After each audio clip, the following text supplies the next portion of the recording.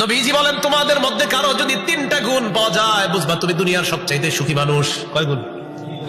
আগামীকাল সকালে ঘুম থেকে ওঠার পর যদি আপনার মাঝে 3টা গুণ পান, বুঝবেন আপনি আগামীকালকের জন্য দুনিয়ার সবচাইতে সুখী মানুষ।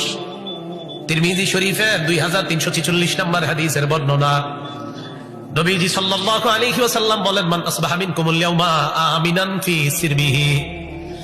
তোমাদের কোন ব্যক্তি যদি সকাল এমন অবস্থায় হয়, ওই ব্যক্তির সকালটা যদি পরিবার নিয়ে ভালো আছে এমন অবস্থায় হয়। 1 নাম্বার, সকালবেলা ঘুম থেকে উঠা দেখছেন আপনি আপনার পরিবার নিয়ে খুব খুশি আছেন, সুখে আছেন। 1। 2 নাম্বার, ওয়া মুআফান ফি জাসাদিহি, সকালে উঠে দেখলেন আপনার শরীরটা সুস্থ আছে। 2।